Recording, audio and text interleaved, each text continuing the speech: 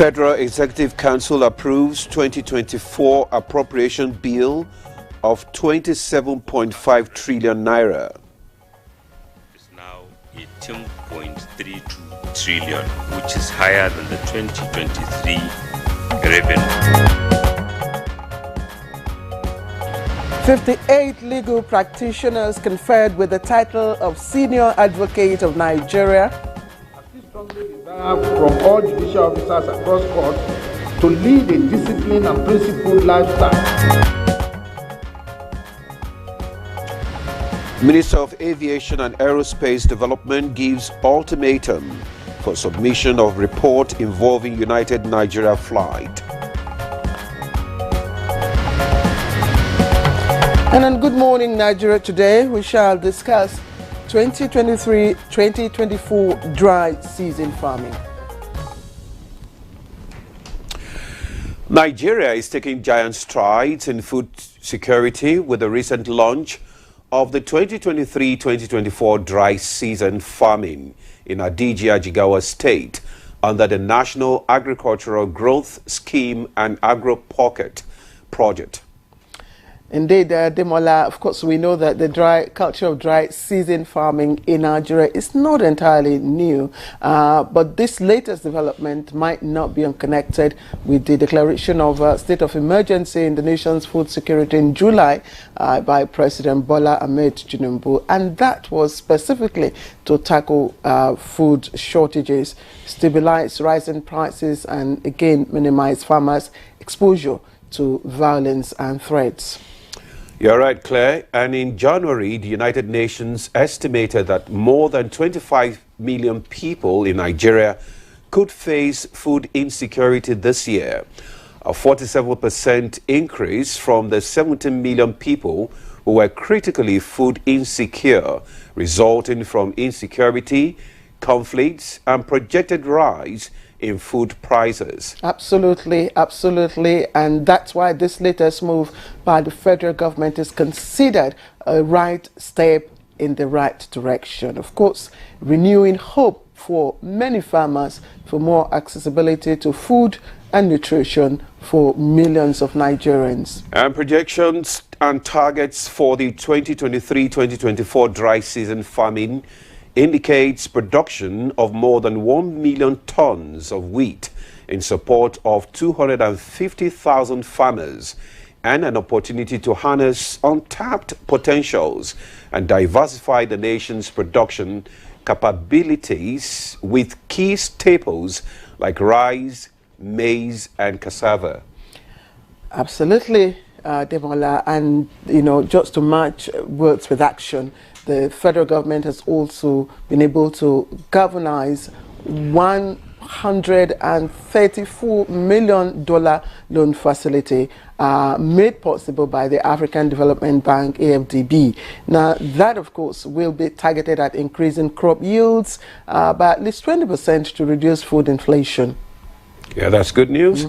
The deliberate steps of the federal government in actualizing this mandate seem quite commendable in some quarters, with the recent announcement of a 50% drop or subsidy in the price of agricultural inputs, including fertilizer, seeds, and pesticides, among others. Earlier on you talked about the impact of, conflict and crisis. And if we put data to that, from the Global Food Crisis Report, we'll be having banditry and kidnapping in the northwestern part of the country, north central states of Sokoto, Katsina, Zamfara, Kaduna.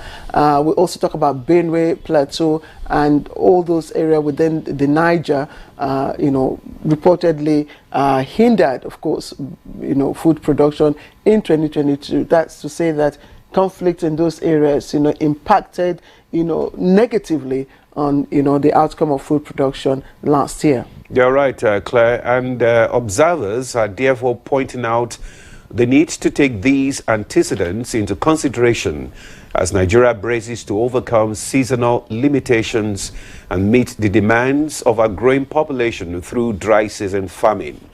I am Ademola Adeoye. Thank you for joining us on Good Morning Nigeria this Tuesday as we assemble guests for today's topic? Very, very important topic. And Demola, that takes me back to, I'm sure you know this song. Almost everybody, you know, of course, within our generation, know this song. Iwe kika, lai siyoko, atiyada, koipeo, koipeo. You know, iṣẹ́ àgbẹ̀, iṣẹ́ ilé wa. Any koshisha. I say what? You know what that means? All right. So you must work hard, and the only way, of course, to your stomach is through agriculture. And of course, the agricultural culture of our smallholder farmers in Nigeria is more often than not based on rain-fed. You know, that means that farmers mostly plant, you know, crops during the rainy season. But with this dry season experiment, which, you know, has been on since 2015 when the past administration came into being, we expect that this season, you know, yield, you know, will increase, and of course, somehow declare food for all Nigerians. So we are hopeful that the flag off of the dry season farming this year will, of course, usher in, you know, better harvest and much more productive yield for us. So on this note, I welcome you to Good Morning Nigeria. I joined Demola. I am Claire Adelabu Abdurazak, and the program is reaching you live on the network service of the NTA here in Abuja. And in our usual tradition, we'll be looking at highlights of the morning news in just a moment. Zenret is already seated, waiting for us. Snippets of business news, and much later, newspaper reviewer Chukwudi Kolugbaja will be joining us. And if you don't know that song we sang earlier on, you wait at the end of this program. We will again do another rendition. For now, Zenret will take over the news. Zenret, good morning. Good morning, Claire and Demola. Thanks for joining us. I don't know that song. Yes, I do not. Let's get into the morning news. The Federal Executive Council has approved the 2024 appropriation bill of 27.5 trillion naira to be presented to the National Assembly by President Bola Tinubu. This was part of the decisions taken at the meeting of the Federal Executive Council this Monday. The forecast revenue is now 18.32 trillion, which is higher than the 2023 revenues, including that provided in the two supplementary budgets. Equally and commendably, the deficit is lower than that of 2023. Meanwhile, the House of Representatives has promised to involve Nigerians in the consideration and passage of the 2024 appropriation bill to be presented to the legislature in the coming days. Speaker Tajuddin Abbas stated this at a one-day capacity building retreat for chairmen and deputies of standing committees of the House. As we expect to receive the 2024 appropriation bill in the next coming few days, I wish to state that the House will convene a budget town hall meeting to enable citizens to make inputs into the 2024 budget appropriation.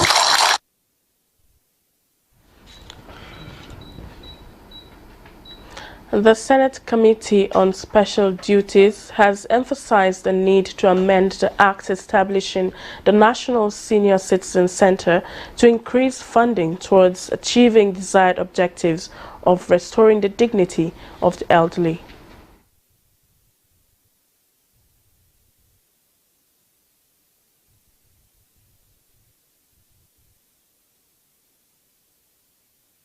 The best prospect here is the restoration of dignity, is the building an inclusive society where older people are not looked down on, making our youth look forward to aging, and making the working population be joyful. The budget, 300 million naira, almost every senator that spoke here said it was grossly inadequate. discharging the burden associated with the new position attained by 58 legal practitioners just conferred as Learned Senior Advocates of Nigeria is a lifelong process requiring character and discipline. This message by the Chief Justice of Nigeria signals the commencement of the 2023-2024 new legal year of Supreme Court of Nigeria. The Chief Justice of Nigeria, I still strongly desire from all judicial officers across courts to lead a disciplined and principled lifestyle. New and enviable status demands that you must be honest.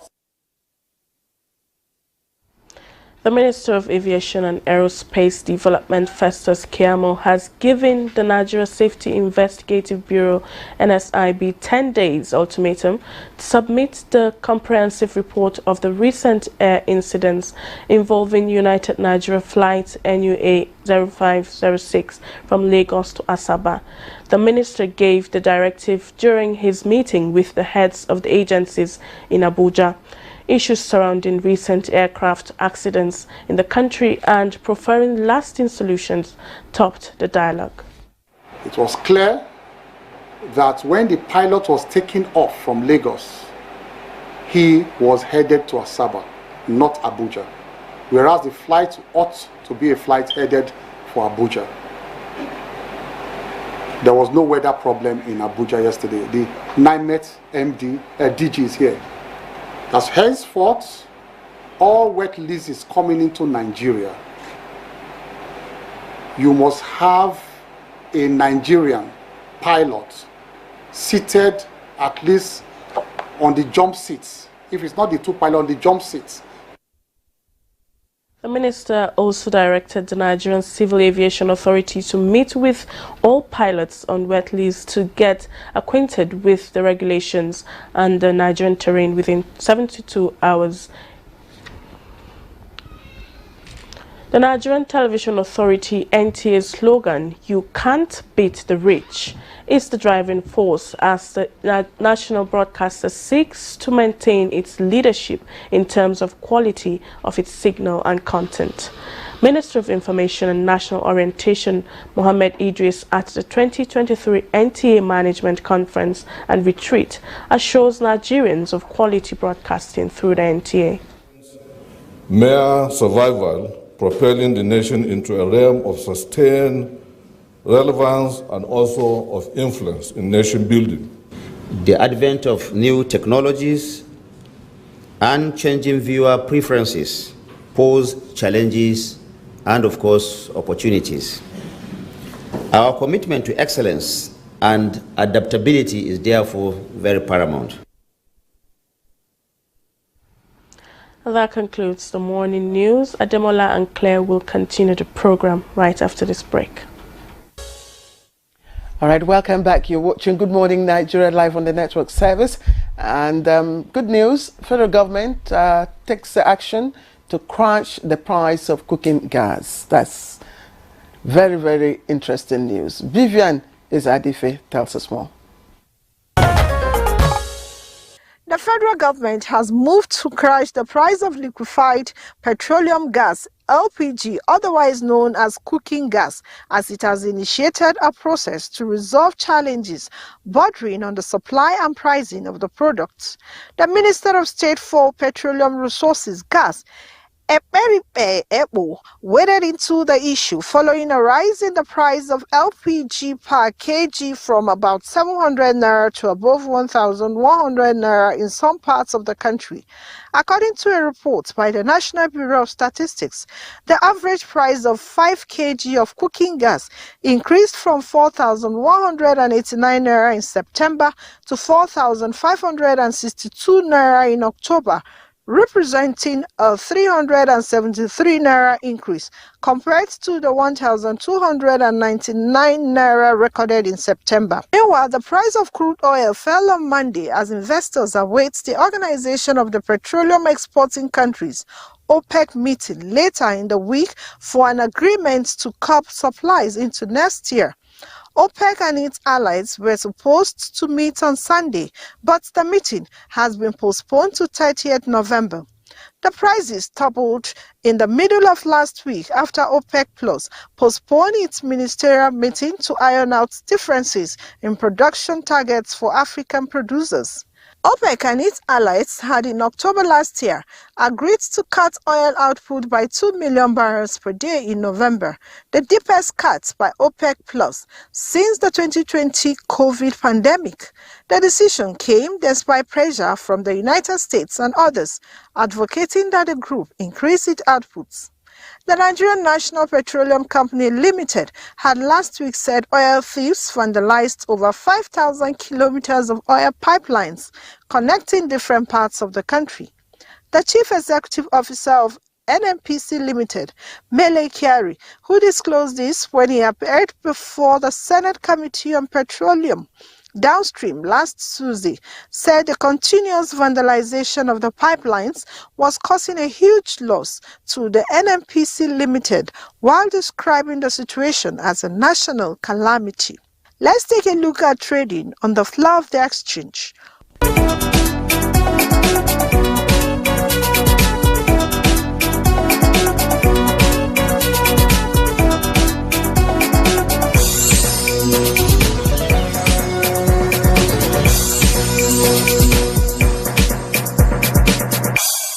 With business, Vivian Ezadifi.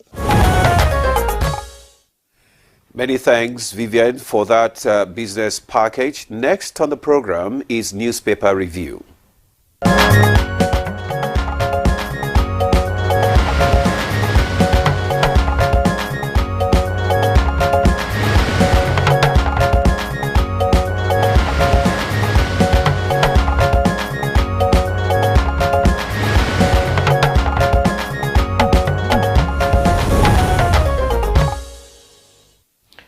Right, let's welcome Chukwudi Ubaja to Newspaper Review segment. And good morning, Nigeria. Chukwudi, good morning to you. Good morning, Claire. My throat is clearing. You know, maybe it is because Claire is here. Demola, good morning. Good morning, Charles. I am happy this why are you morning. looking Hamatanish? Your birds are turning. Well, you know, those of us who have this complexion, you know, we're visiting Africa. You want me to return to my abode? You need Vaseline, you need jelly. Please, thank you. Or shea butter. Actually, I don't put anything on my body, but the Hamatan forces me to when it does come. I don't put anything on my body at all. Why? I don't rub anything. There's a lot that the Hamatan does. Yeah. And that's why, especially on food security. So it hits back. It hits farmers very bad. You're right. Okay. Let's hit the newspaper review. Okay, let's go.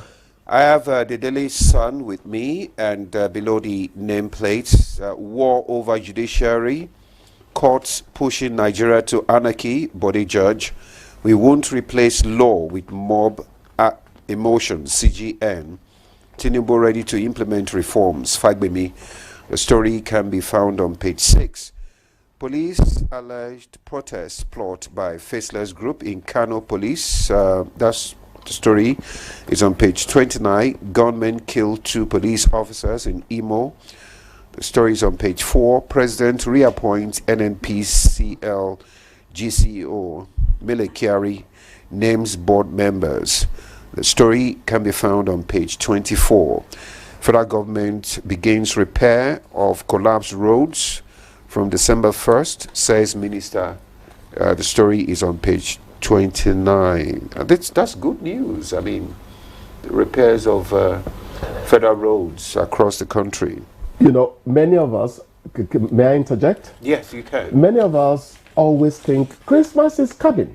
It's not only Christmas. Christmas is just a Christian festival. The roads need to be repaired first and foremost for commercial purposes. Imagine what our farmers suffer when they cannot take their produce, you know, through those roads. This is very salutary.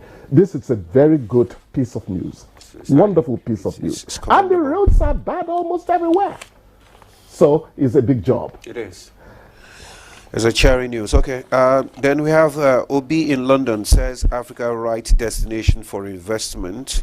That story is on page 29. Nasarawa gubernatorial issues, violent clash over appeal court judgment.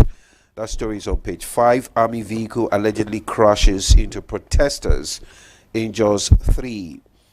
Then we have the FEC approves 27 trillion naira as 2024 budget. President presents appropriation bill tomorrow. Orders commencement of 100 billion road repair projects. The story is on page 24. And moving on to Daily Trust. The Daily Trust, we have FEC raises 2024 budget as Tinubu presents 27.5 trillion tomorrow. The story is on page 19 on the Daily Trust. Fresh protests hit Kano over governorship dispute as police arrest 7. Tinubu reappoints Kerry. Will never be overwhelmed by mob, says CGN. Judges must avoid embarrassing judiciary. Yadudu. Courts deciding election winners bad for PDP elders. The story is on page 11. Then we have the FAQ amount shared by states, local governments in 2 years. States, local government cry for development despite sharing 8.8 trillion in 2 years. Delta River, Akwa Ibom gets lion's share. CSO FLAY leaders failure, seek accountability. Fund includes salaries, overheads, orders, amount enough to build 16,000 hospitals, 4,000 kilometer roads. And this story can be found on page 4. Claire. Thank you. I was just trying to see if I could find details of the federal government repair roads.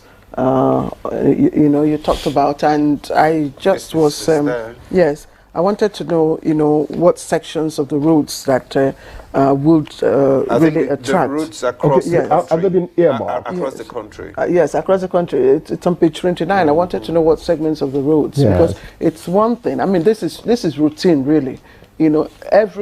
Towards the end of every year, repair maintenance work, is carried out on most major federal roads, and that's of course to reduce carnage, road accidents, and to enable those going for the holidays usable. Yes, usable. But what happens after that?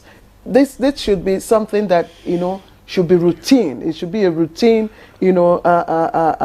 project. Before now we used to have these maintenance guys. Yes, where you have FEMA. Yes, FEMA and SEMA. And sometimes they really do a good job.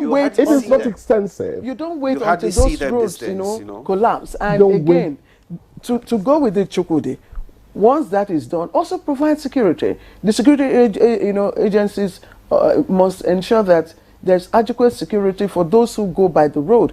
I, for one, I love traveling by the road because it enables me, it gives me the opportunity to be able to, assess and enjoy the scenery.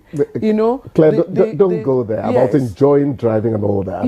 Because when I was in Jos, I could just take all that sweep from when you pass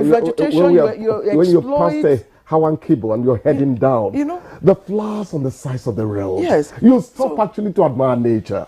Yeah, so a lot of people stopped going by the road. In fact, a lot of people, stopped traveling because of insecurity, because of fear of being, taken forcefully. I think government is addressing the issue. Yes, gentlemen and ladies, sorry, Claire. Yes. Tinubu presents budget Wednesday. Federal Executive Council okays $1 billion loan. You should have allowed me to land on what I was saying, Chukwudi. Yes, I think security is also very important. You mentioned it. Yes, it's very important. I have landed. Go ahead.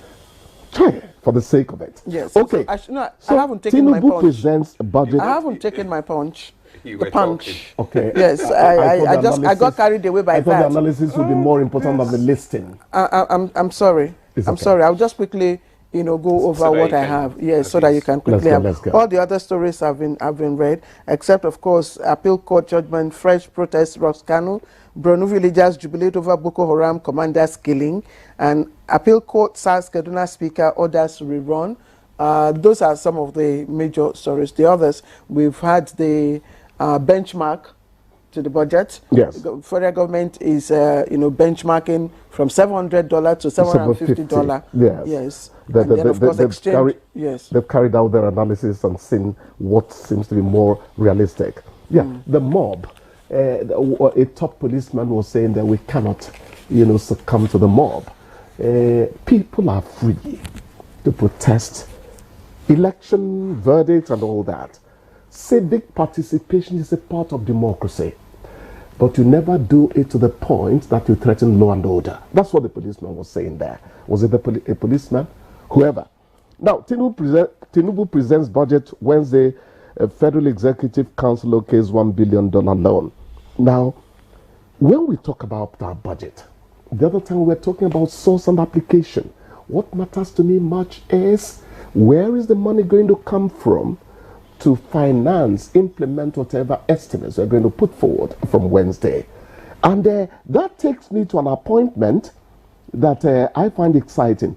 Tinubu names Akinye-Elure, NNPC chair, reappoints Kyari CEO.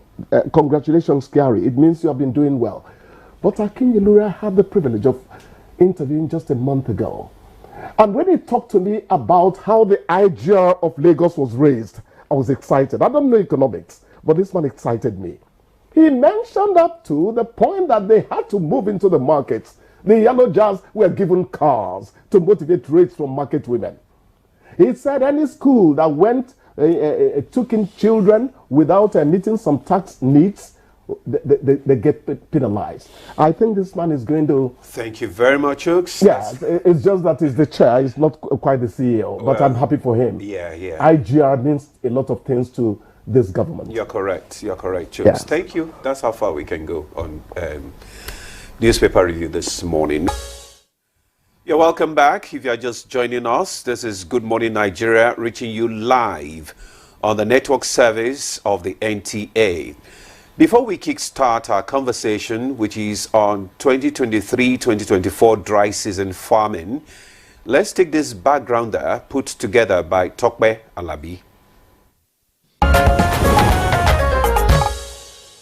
Dry season farming is an agricultural technique used to help farmers manage the effects of drought, particularly in regions with long dry season. This technique involves planting drought-resistant crops such as sorghum, millet, wheat, and legumes, as well as utilizing new irrigation techniques such as drip irrigation and rainwater harvesting. The concept of dry season farming helps farmers to conserve water, increase crop production, and reduce soil erosion, while ultimately helping them to better manage the effects of droughts. Research has shown that September, October, and November is suitable to grow wheat, and in Nigeria, wheat is grown mostly in Borno, Bauchi, Yobe, Kano, Jigawa, and Zamfara states. The federal government commenced the dry season cultivation of wheat on over 200,000 hectares of land, with an expected yield of 1,250,000 metric tons,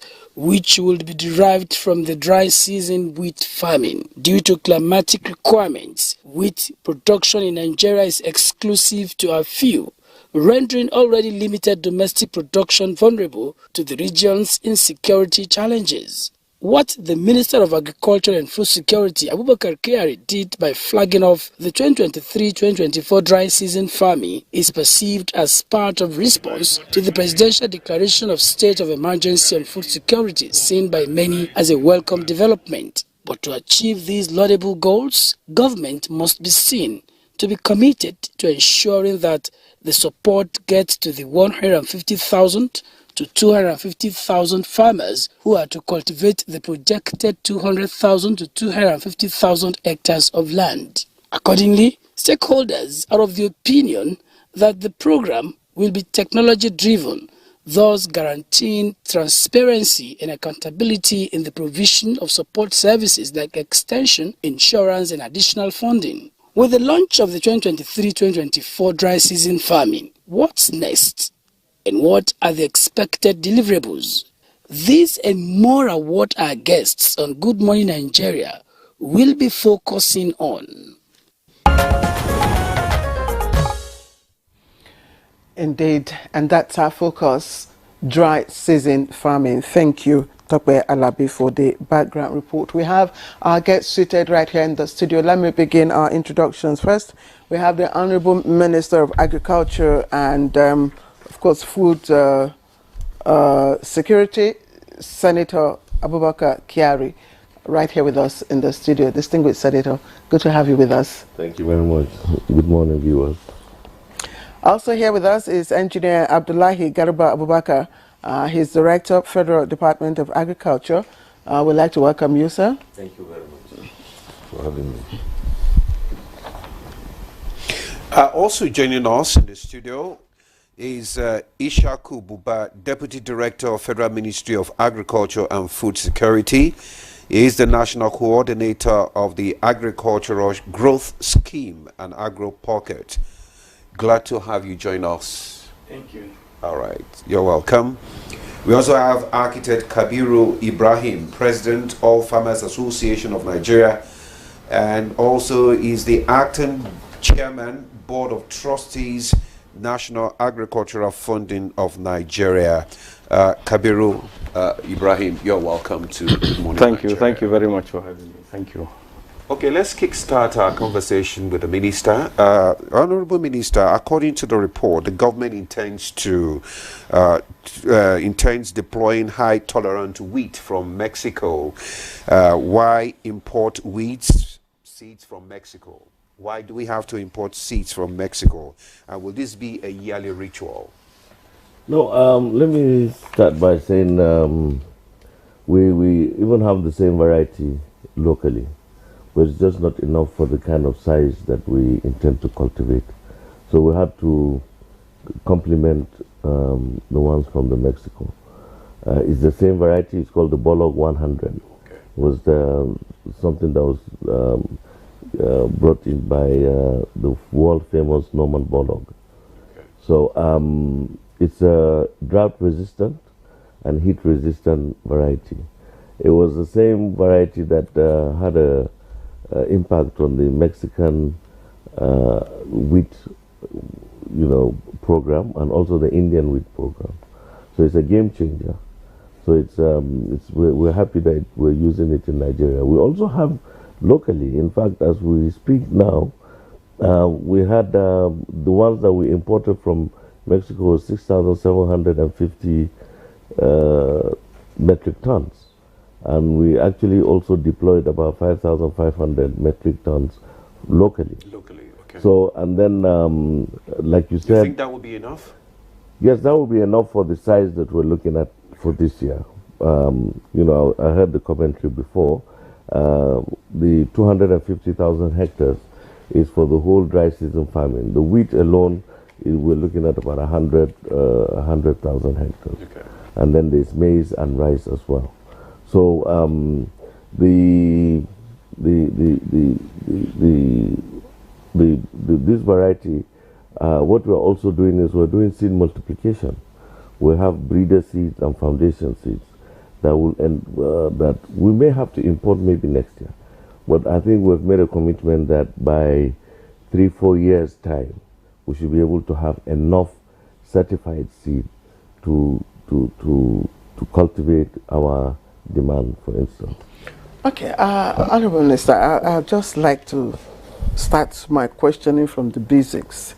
The information available to us is that there will be 50% input subsidy for wheat farmers, and there's so much attention, really, is being given to wheat farmers. I remember during the immediate past administration, attention was also given to both rice and wheat, to the extent that now that promised to inject 2.7 million tons of wheat into the market.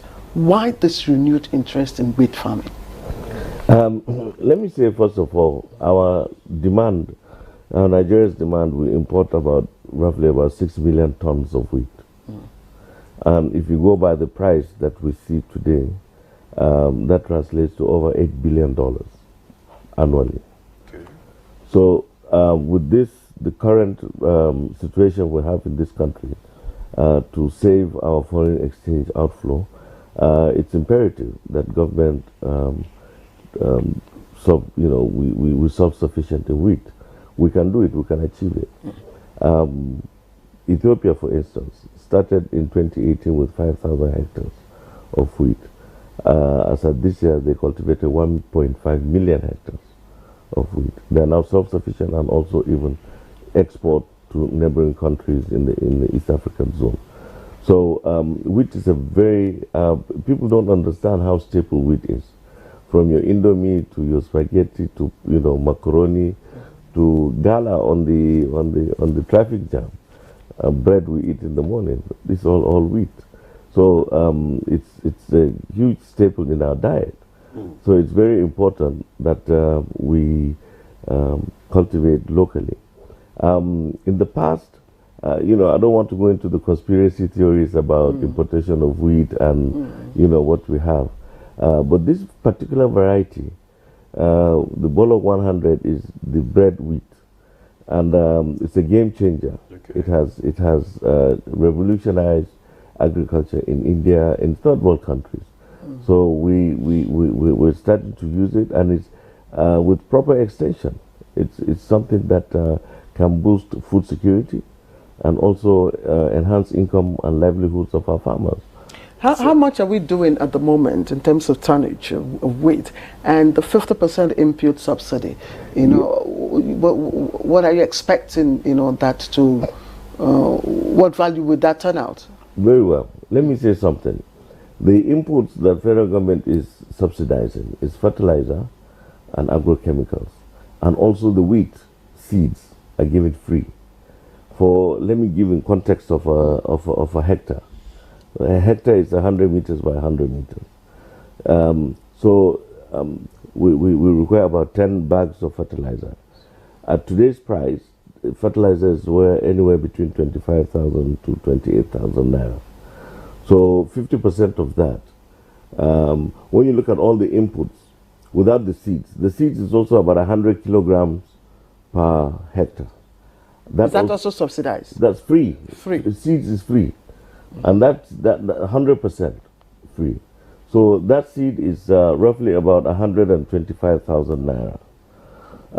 The subsidy on the agrochemicals and fertilizer is about 180,000 naira per hectare. So the farmer pays 180,000 and government pays 180,000 and pays additional 125,000 for the seeds. Now let me give you in layman context. That is roughly about 400 and something thousand. Then you have irrigation. Because today fuel prices are high, so later we're going to imbibe the use of solar pumps, for instance. But in today's prices, in today's context, irrigation is very costly. And so you add maybe another amount of money for irrigation and what have you. I looked at the simple calculation that maybe it may cost you about 600,000 total to cultivate 1 hectare of land for wheat. And here, the experts are here. And I'm sure with the proper extension service, with proper, correct agronomic practices, you're expected to get anywhere between 80 to 100 bags of 50 kilograms. So that is to say, let me just assume 80 bags. Now, in today's prices, even though when it's harvested, prices tend to come down. But for ease of calculation, that bag is somewhere around 50,000 naira. And 80 bags times 50,000 is 4 million. So just imagine investing 600,000 in a hectare of land, even though the cost of land is not included, and you cultivate and harvest 4 million naira worth in 4 months. I don't know if even bankers make such quick returns. So this is a really game changer. Mr. President's 8-point agenda: 1 is food security, 2 is economic growth and job creation, 3 is poverty reduction, 4 is access to capital, 5 is inclusivity of women and youth, 6 is the rule of law, security, 7, and 8 is ending corruption. Now, just tell me, in the 8, what we have just demonstrated in agriculture, we basically cover almost all. It's a spillover of all effect. Okay, go ahead. Let's continue with the minister. You talked about wheat. What about other crops? Are you also, which are the other crops that are involved in this dry season?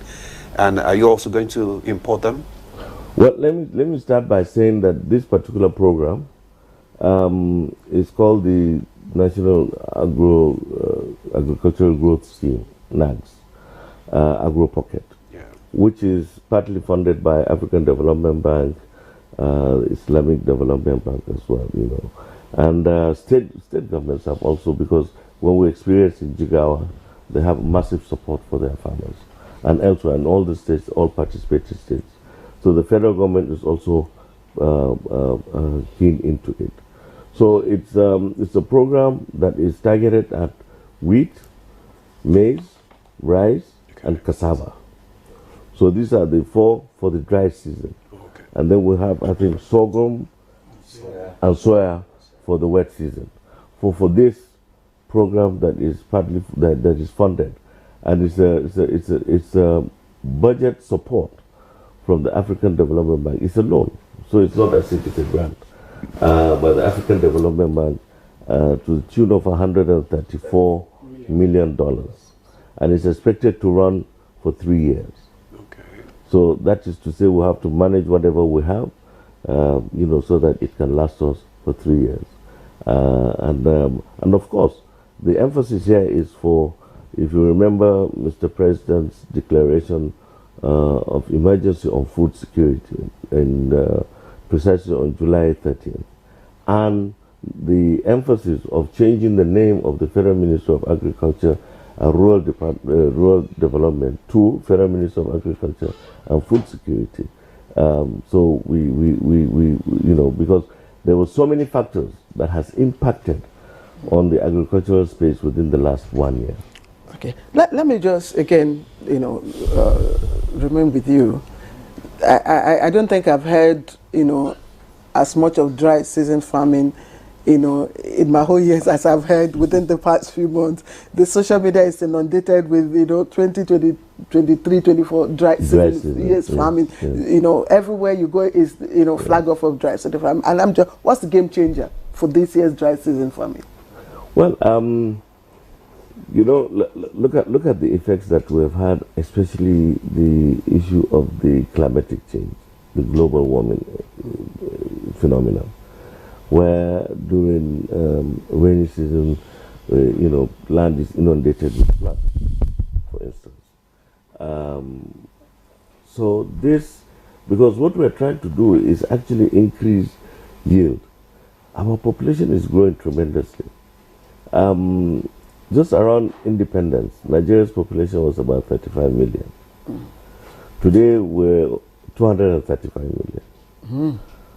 And we're expected to grow to be the third most populous country by the year 2050. And probably, at the rate we're going, and the rate China and India are decreasing, we're supposed to overtake them by the end of the century. Land is decreasing. Right now, we have so many challenges. Desertification, conflict, which is a serious issue.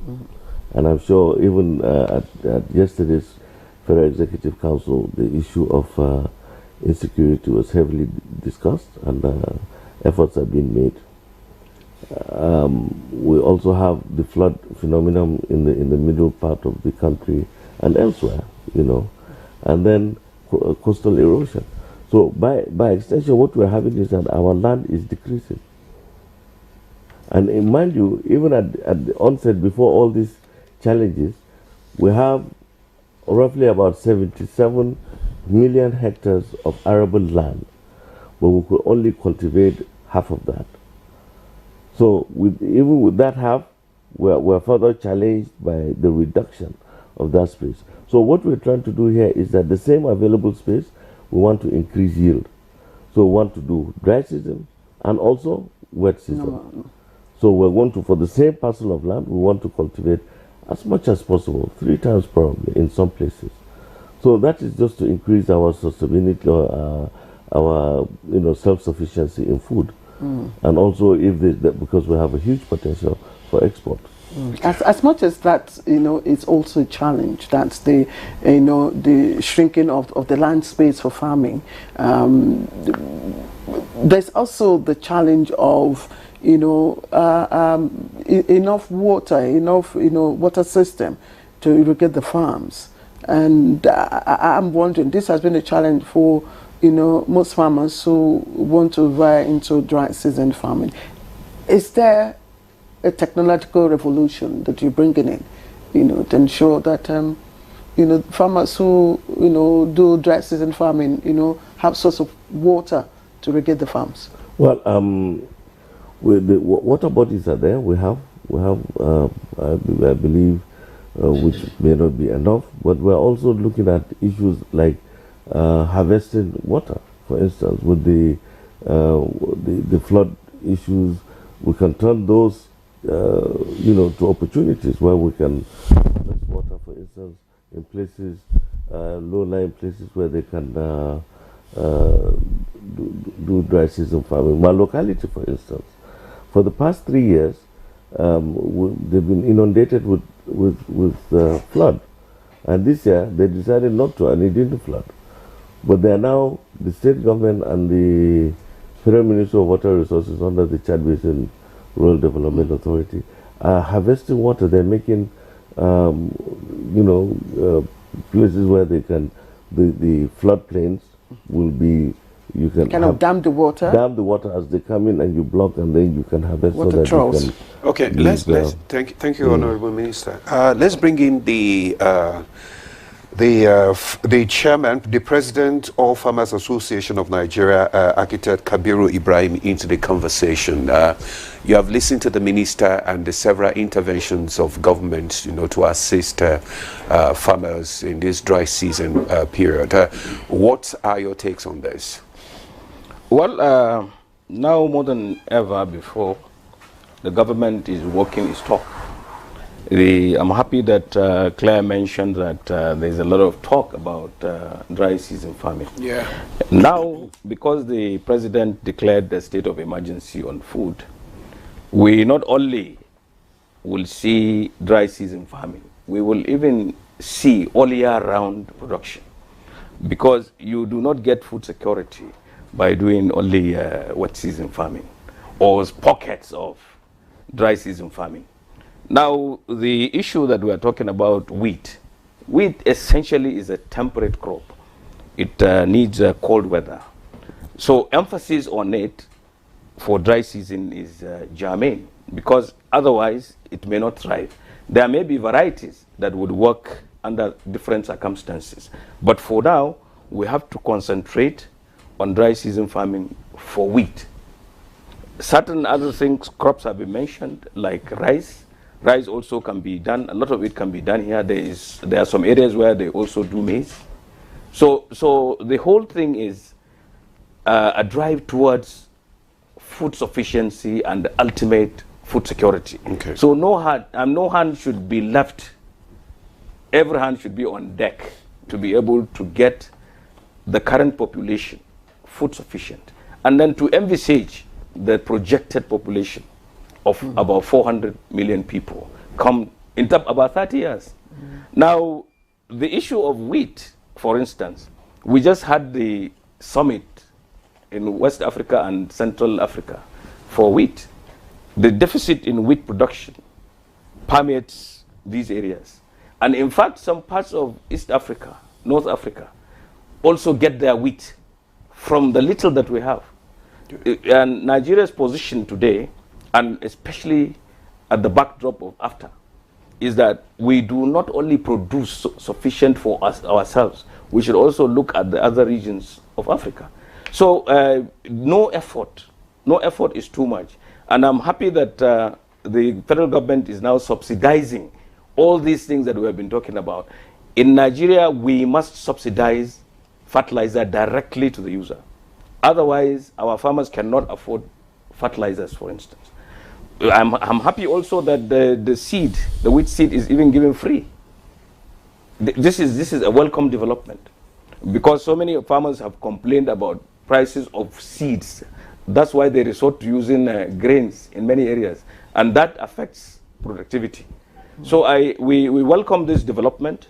In fact, I was gratified when I was invited, you know, to witness this. Okay. And I was there, and I saw the joy on the farmers' faces. Okay. And I believe that this is replicated in all the areas that have been mentioned. I'm from Katsina State. Okay. Architect Gabriel.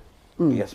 Yes, go ahead. Even the area that is under threat of insecurity around Jibia, the people are enthusiastic, and they are planning, and they are already cultivating wheat. Okay. So it's a very welcome development, and we really applaud what government is doing. And we have challenged Mr. President on this: walk your talk. If you say there is an emergency on food security, let us see it, and we are beginning to see it. Architect Gabriel, thank you. And I'd just like to, rewind a bit, to last year. I believe that, more than 9 states flagged off, dry season wheat farming under the Nigeria Brown Revolution, which CBN, of course, under CBN's intervention. And I'm just wondering, what was the outcome of that intervention? Well, and how did your farmers fare? Yes, yes I think it helped a bit, but there were some mistakes. Now, the importation of what the Honorable Minister alluded to, of about 6,700 or so metric tons, last year or the year before was about 13,000. But the seeds were not properly kept. So a lot of the seed was lost. That's imported seed, yeah, distributed farmers. Now, let me put my weight behind the importation of seed wheat. Okay. I was privileged to be a member of the Agricultural Seed Council. The seeds are graded as those that we have competence and where we can produce enough. The people who have the mandate for wheat seed is the Lake Chad Research Institute. The capacity of the Research Institute is barely 2,000, 3,000 metric tons. If we need to have enough seed in the country, we need to support the Research Institute a little more. Otherwise, because of the demand, and because you know that wheat is a staple for all Nigerians through bread, indomie, and other things. So you must bring enough wheat to this country. The deficit in wheat is about 92%. You must import to augment what you have. And the importation costs a lot of money, and we don't have it. And so we have to work inwards, internally, to be able to scale our productivity. You talked about the wastage. Sorry, you talked about the wastage of the seeds imported last year. Can you dwell more on that and why that is so? And has that challenge been resolved? Because we are expecting more imports. Now, what happened? Unfortunately, sometimes you need to tell the truth. The CBN had no business getting terribly involved in agriculture without the Ministry of Agriculture. And I said it in many fora. Even when they invited me for their executive seminar in Uyo in 2021, I told them that you can intervene, but you have to institutionalize the intervention in the respective ministry, because that is where you have institutional memory. And that is where you know how to do things. Now, I will tell you this. They brought about 13,000 metric tons, which was advertised, of wheat seed. They kept it in Jos. They kept it in inclement environment. Okay. Most of it went bad. In fact, there is a young man who asked me to help him to sow seeds. He was a banker. He did dry season farming for rice, and he lost out. In fact, I asked my Jigawa people to help him with the parcel of land and all that. When he lost that, he thought of doing wheat to compensate his losses. I asked the driver, Dr. Olabanji, to help us sow seeds. He searched and he found 500 metric tons for us. This man used it, and he was just able to break even. because the efficacy of the seed had gone bad. So the 13,000 metric tons that was imported was not really impactful in production. And I hope that this 6,000, which has already been distributed to most of the farmers, will be deployed and will be used judiciously. Therefore, the CBN should not be allowed anymore to do this kind of thing because it's wasteful. So this is the explanation I have. Okay, thank you for giving us an insight into the farmers' issues there. Let me come back to the minister, because he said something about having problem with credit facilities, that the farmers have issues accessing loans. How is government, coming in here to assist the farmers to be able to get credit, to run this dry season farming? Well, let me start by saying that we have basically maybe like 3 institutions in the system: the Federal Ministry of Agriculture and Food Security System. We have the Bank of Agriculture.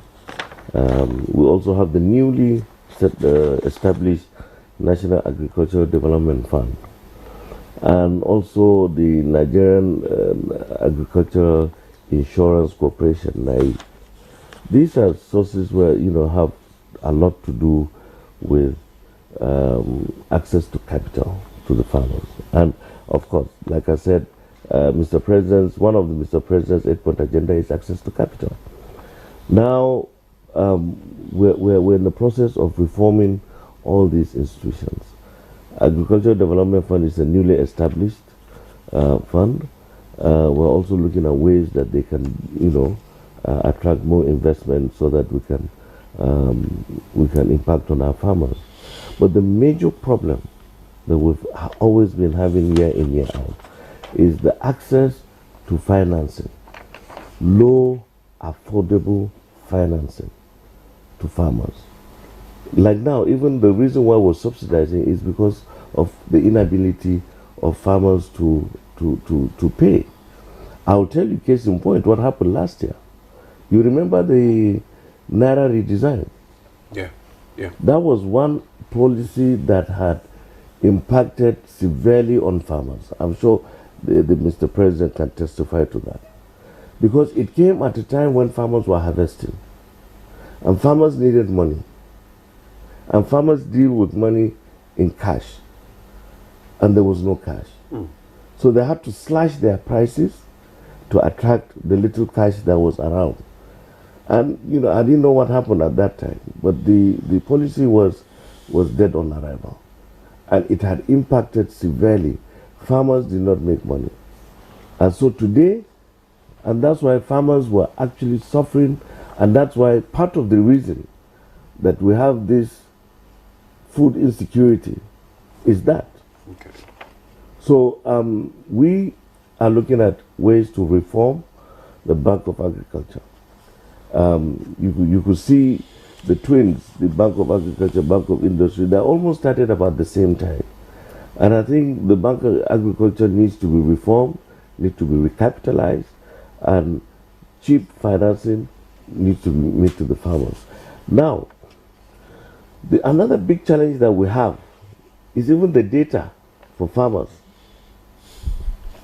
Today, who do you know who is a farmer? Where is the land? So we're working together with state governments and local governments to try and do a census, have a data for farmers, and also, even if as much as possible, to streamline farmer ownership, because the 90% of our farmers are smallholder farmers, and they reside in the rural areas. They don't have collaterals. What do they have? It's only their farmlands. So what do we do to have them access cheap, low financing, And then the other aspect, of course, is sometimes you think of religious and traditional beliefs that some farmers wouldn't want to take any interest-bearing facilities. So they're non-interest banking now. So we're trying to see how we can reform those so that we can have them access this financing. Okay. So we're working on that. Yes, let me bring in Ishaku Buba, who is the National Coordinator of the Agricultural Growth Scheme and Agro Pocket. Of course, you're the driver of this initiative. I just, issues have come up, of course, distribution, who gets what, and, the Architect Kabir Ibrahim here talked about, wastage, which occurred last year, and that explains why we didn't meet, the target. Initially, now that was supposed to, said it will inject more than 2 million tons of wheat into the market, but that didn't happen. What is your framework for implementation? Okay, thank you very much. The National Agricultural Growth Scheme and Agro Pocket is an ICT-driven platform that was designed in order to capture all the transactions along this various segments of the value chain. The program involved a lot of stakeholders, from input producers, input distributors, and user farmers.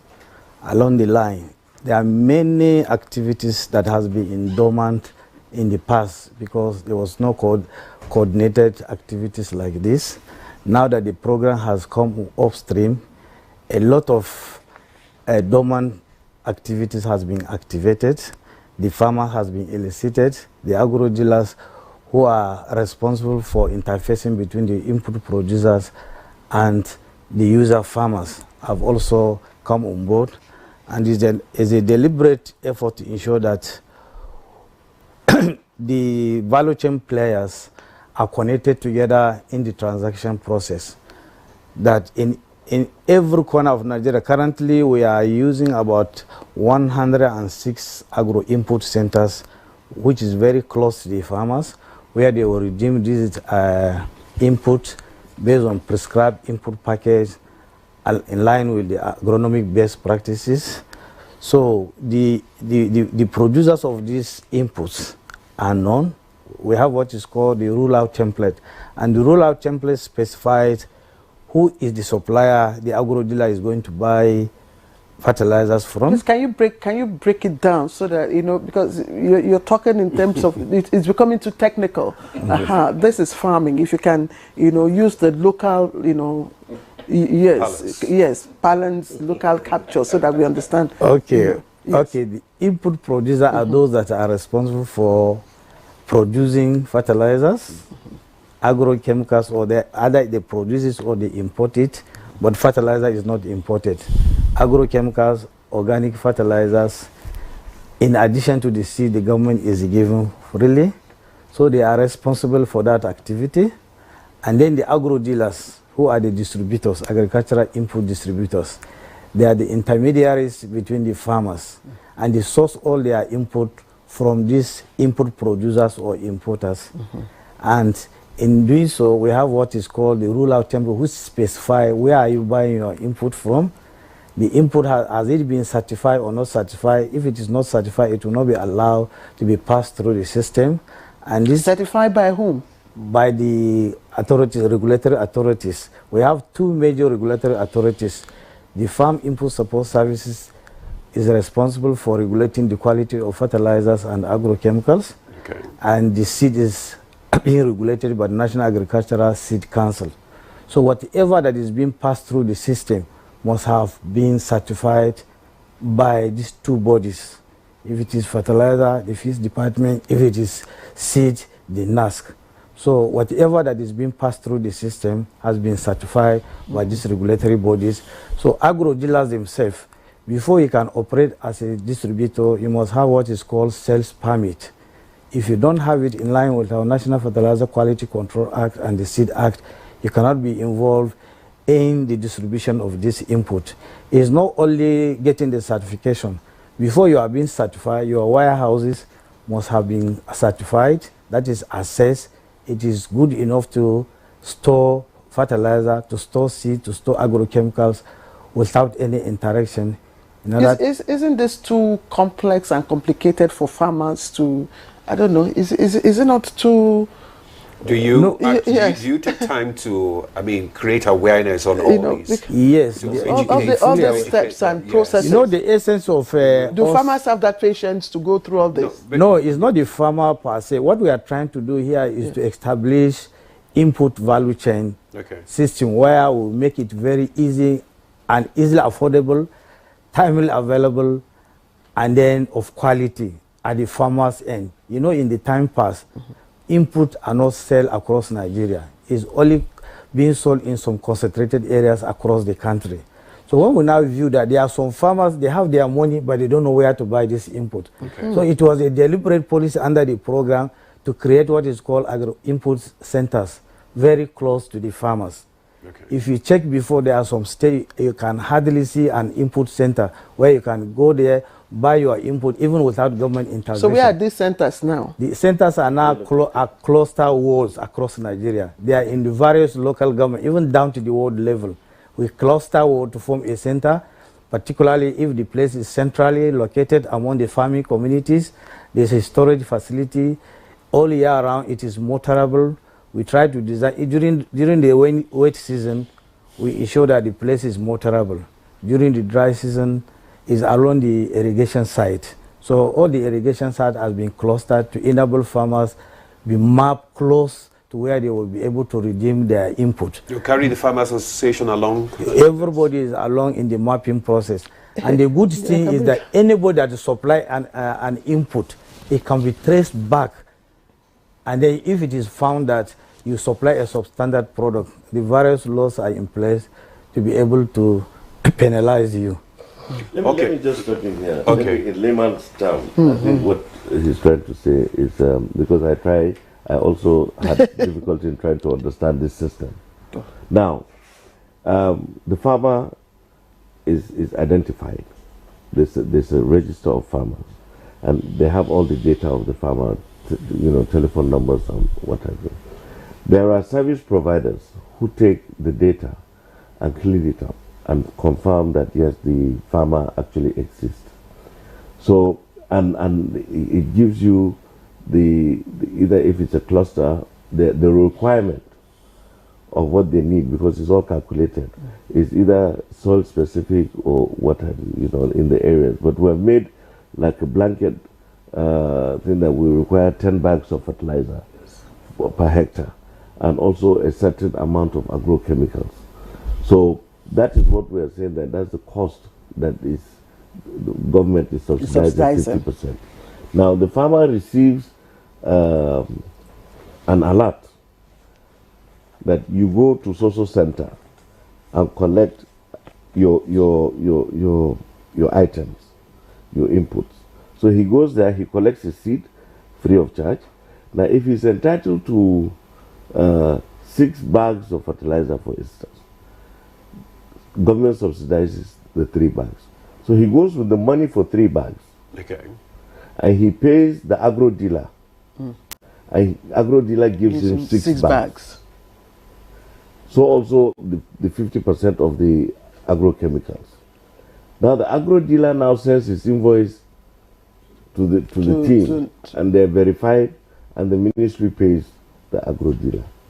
So in the sense, this system does not, the ministry does not participate in purchase or selling of fertilizer directly. Okay. But the ministry pays? The ministry pays. Okay. Now, we're trying to see how effective that system and transparent. And transparent.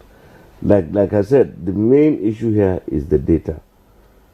And I think we need clean, genuine data so that we know precisely the farmer gets. In the past, when allocation of fertilizer was made, I mean, we've seen, non-farmers getting allocation of fertilizer, and it ends up in the market. Okay. So. All right. Okay. Thank you, Honorable Minister. Let me bring in Abubakar into the conversation. We talked about the use of data and all that. People have also talked about the employing technology into dry season farming. Can you give us an explanation to this? How do you thank you very much. In fact, technology is up now.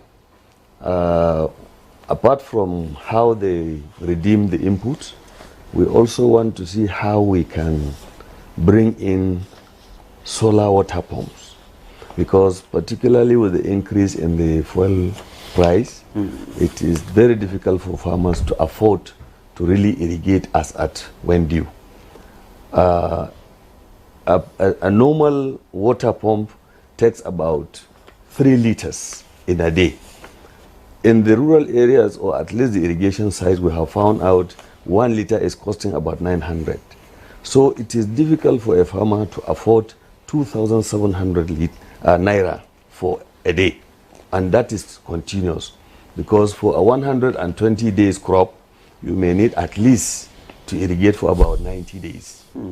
So it is very difficult for them to afford that. So the ministry is now looking at the possibility of bringing in solar water pumps that can be used. At least all these irrigation sites, good enough, they have sunshine, that they can at least have the solar to be useful. Okay. We have 15 states now that are involved in this, particularly the wheat irrigation. And these states are in the northeast, the 6 states of the northeast, the 7 states of the northwest, and 2 states in the north central.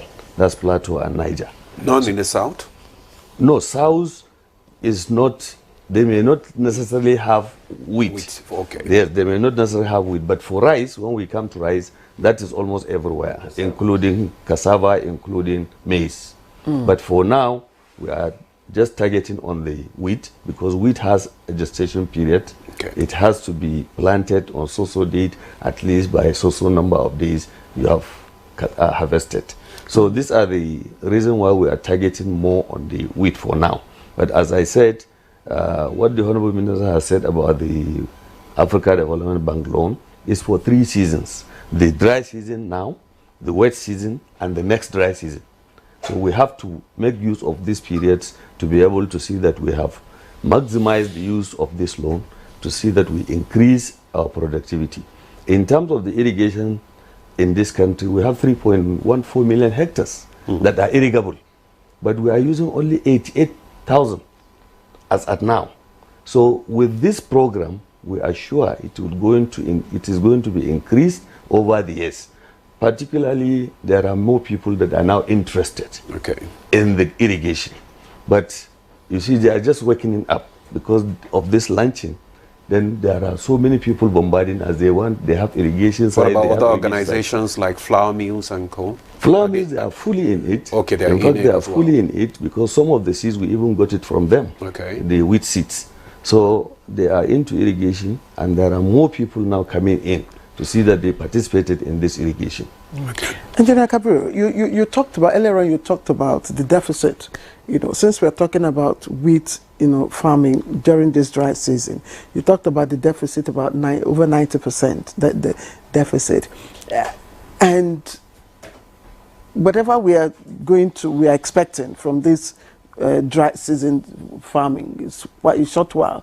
It's, of course, it's just a tip, in the iceberg. So what do we need to do to reposition the research institutes, to be able to come up with, better, improved, heat tolerant seeds or varieties? Well, there is a lot to be done, but this discussion, and I want to fixate it, we are talking of wheat. Okay. But when you talk of food security as a whole, it is far more than that. But I will restrict this to wheat. The institute that has the mandate is the Lake Chad Research Institute. I alluded to a capacity of 2,000–3,000 metric tons of seed production. So we should deliberately support the institute to upscale what it can do, so that we have more seed here to reduce the importation. 2, there are other technologies that should be brought to bear to make the wheat seed more drought resistant and more efficacious, less spray, that is insect resistant. There are herbicides that we should explore that will be wheat specific. Okay. Once we do that, it's not the size of the land. It's the yield is very, very important. And when you embrace STI, science, technology, and innovation, you will maximize whatever you produce in a given parcel of land. You see, the biggest producer of wheat today is actually China, followed by India. The United States is 5th. The Ukraine, Russia together, they are probably 3rd or 4th. But there is a lot of hue and cry over all these things. But we know the history of how China got to become the biggest producer.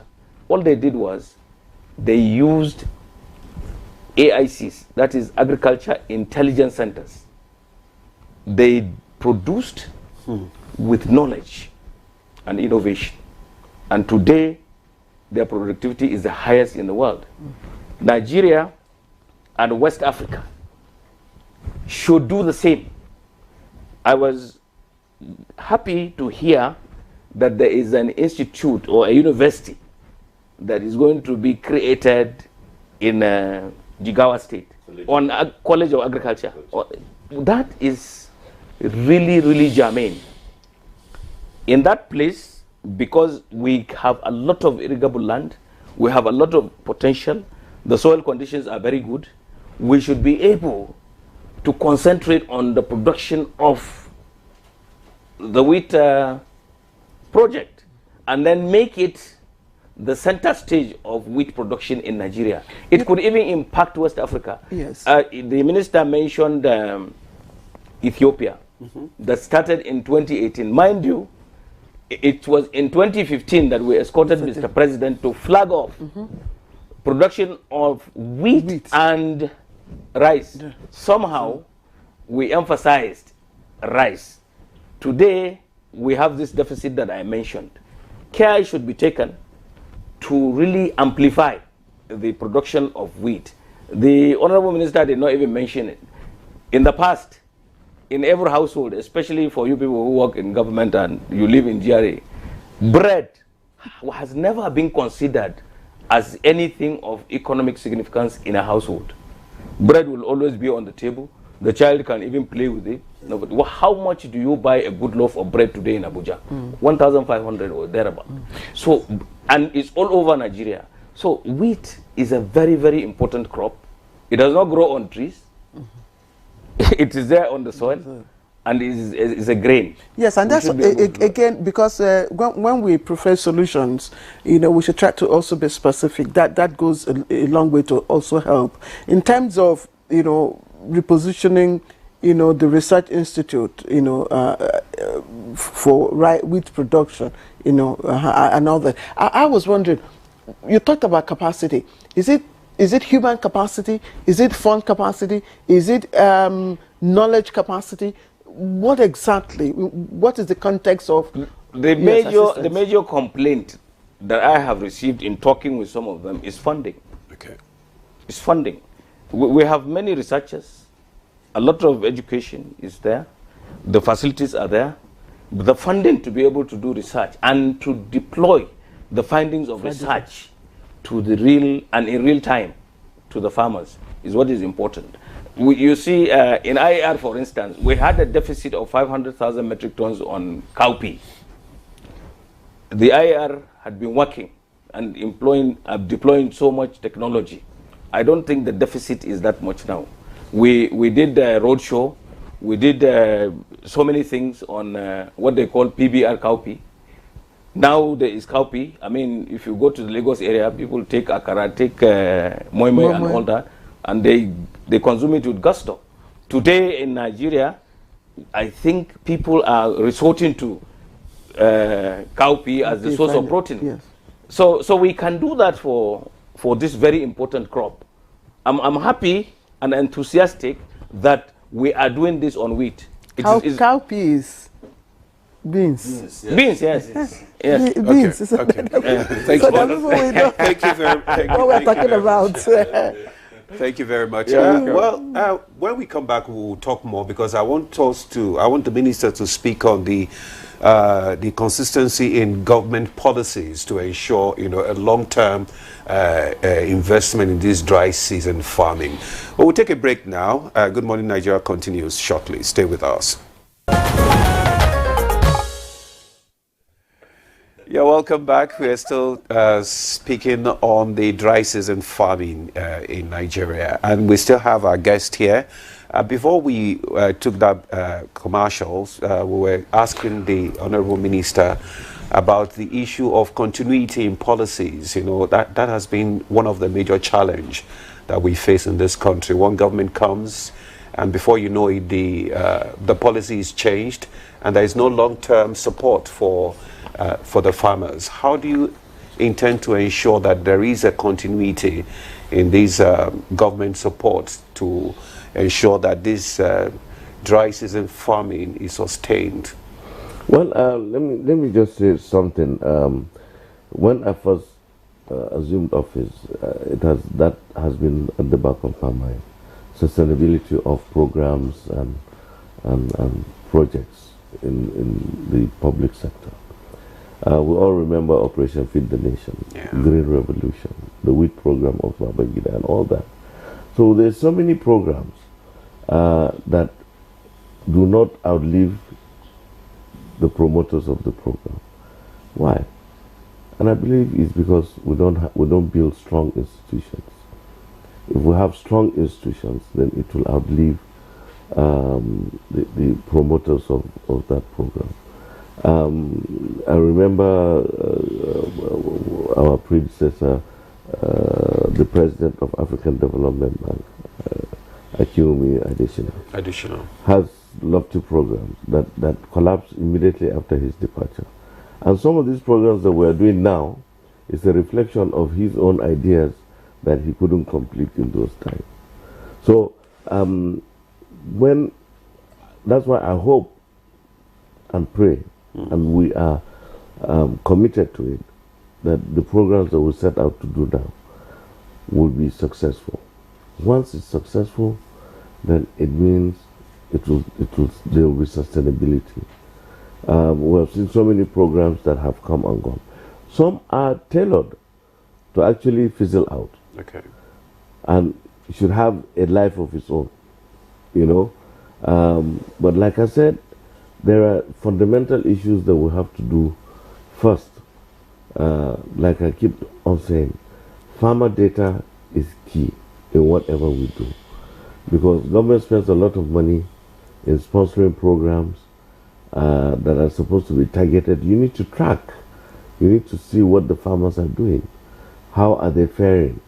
What is it that you need to do better? Extension services have basically fizzled out now. We don't have extension service anymore. But it's reviving now.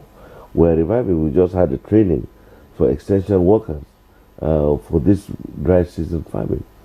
And I'm also looking at deploying technology in extension. Okay. I have discussed with the Minister for Communication and Digital Economy on the provision of e-extension. We have platforms now, we have digital platforms, we have GSM, and we can reach to the rural areas through communication. We can deploy, communication gadgets to clusters or cooperative farmers so that they can sit around, and see practices. And you can even, in fact, there are technology now that you can see from the satellite. You can see precisely how the plant is faring. If it's over fertilized, it will show you. So you have collaboration with other government agencies? Oh yes, certainly. Okay. Certainly. We're working with government other agencies, yes. NGOs, and other bodies. That's right. Okay. In fact, even recently, NIDA has a smart farm that we're supposed to even collaborate on that. NASENI is working on collaboration with us as well. So we're looking at deploying technology because in your program, when the clip that you showed before the beginning of this program, the background there. Yes, you saw people use a hoe. Yeah. Every time I walk into the ministry, there's a statue of a big hoe, and I keep wondering to myself, this is something that's been used for over 1,000 years, and we're still using it. Now tell me, where can you find a formal industry that makes hose anywhere in this world? No. These things are still made by local blacksmith. Yeah. So why are we still using them? This is 21st century. Mm-hmm. So we need to change from that narrative. We need to do mechanization, and this is why what is driving our youth away from agriculture. Okay. You go on any high road, on a highway during farming season. Who do you see? The old men. Women, small kids. You don't see the youth. So what do we do to incentivize them to come to agriculture? Heavy mechanization, and government has to step in. But it's not that the government is going to provide everything, but government should make access to capital easy for those that want to involve themselves in agriculture. Honorable Minister, thank you. Let me bring in Alhaji Garba Abubakar again to shed more light on, this wheat, variety. We're targeting 1,250,000 tons per year, which is quite huge, and all that. What are the varieties of wheat that farmers should expect? Yeah, actually we have about 3 varieties in this country. But as the minister has rightly said, Bollock 100 is the best that has been tested and is having the high yield of about 4 tons per hectare. So what we are trying to do is to make sure that we have a lot of this variety which can grow in all the states I have mentioned earlier, about 15 states for now. So if those are stable in those places, we have the yield we are expecting. That is the seed that will replace even the other ones. But that notwithstanding, there are small holder farmers that are still using the Imam, which is a different variety. They are using it they will even tell you that that one is better for doing moi moi or something like that. So they are using it for their own purpose. But for us to get the higher yield required for us to jumpstart and get to where we want to go, we are using the Bollock 100. There is even Norman. Norman is also another variety which is being used in this country. So, but the basic one is Bollock 100, and it has all the attributes that we really want. It's high resistant, is resistant to tolerant to heat, and is high yielding, and it is very easy to grow. Particularly, which one is Padama 2 also? Padama 2 is another concept of farming. Okay. Yes, you can grow rice there. It is a lowland, which is suitable for growing all these irrigated crops. Yeah. We don't need to have maybe another source of water from somewhere, because the place is very lowland and the water is there. That is another project. My question that I wanted to ask, along with the issue of variety, is whether that would also accompany some form of, knowledge sharing for the farmers, because probably, I don't know, Architect Kabiru, if your members have knowledge of the challenges or, how to utilize the new variety of wheat that will be coming. Look, the farmers are very resilient.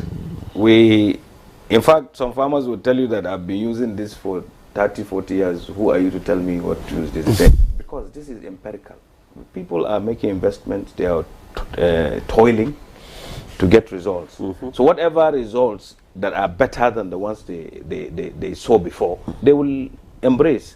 Now, this variety that is going to be used now, that is being used already, because today is what, 28th of November. We have only about 2 more weeks to really plant every wheat seed that we have. Otherwise, we'll go out of time, because it thrives better when the conditions are met. Now, talking about Fadama and all other aspects of agriculture or agricultural production, the farmers have been involved in all this in some ways. But you see, when the state governments simply allow the federal government to make interventions, then we don't get it. Because agriculture really takes place in the states and local government areas.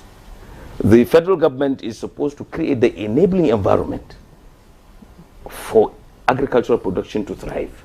But the onus is on all the state governments and local government areas to really partake in this. Okay. And that is why, you know, you have the Council on Agriculture. Every commissioner of every state comes there, and they are allowed to make their own contributions. And at the end of it all, there is a communique, and the communique will show the contributions of every state.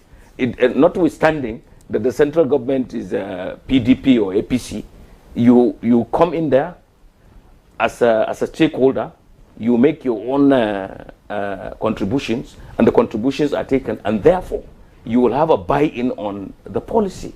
But this is annual. Now the general policy, which is normally 4 years, this NATIP is given more number of years for continuity, as the Honorable Minister has said, should be almost sacrosanct.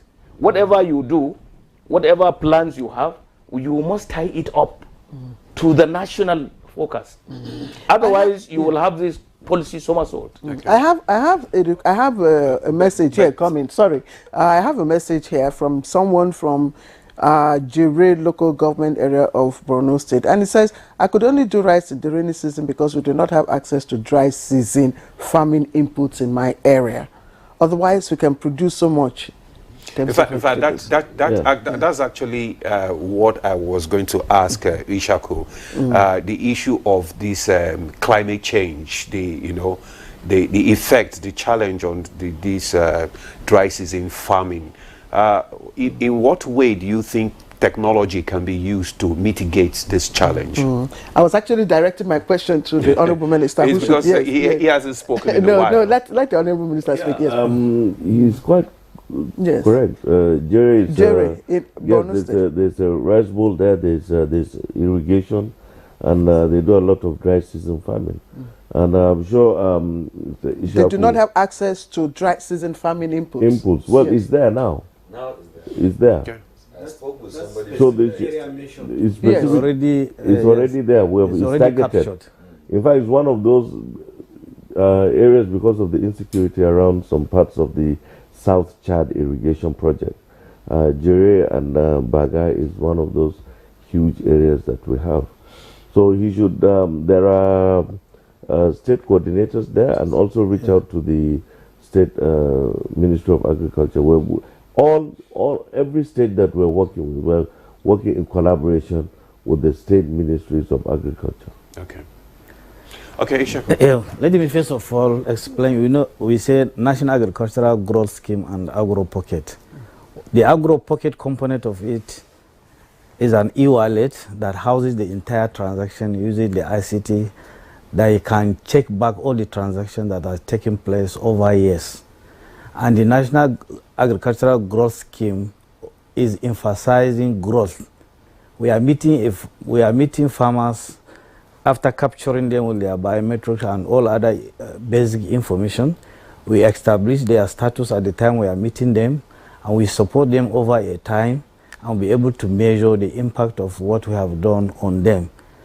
Actually, the plan was that if we implement it, after every 4 years, there will be a graduation mechanism. Okay. Farmers move from smallholder to medium scale, move from medium scale to large scale and commercial. So the growth component that is mentioned in the program is deliberately in order to grow the farmers over different levels of operations. So, as you earlier said, the consistency in policy will have helped us to be able to move our farmers out of the position they were. But after implementing for some time and you stop, which means the farmer go back to the position we have made. But as the minister has already assured that, with the one we are implementing now, we'll be able to use technology to be able to establish the position of the farmers, not only the farmers. The program will set a lot of activities along the chain. If you go to dry season side, what is implemented during the dry season, and if you see the level of population engaged in various activities, the market women are selling their products there, the transporters are moving human resources and other things that is needed for the dry season activities. So a lot of stakeholders are involved.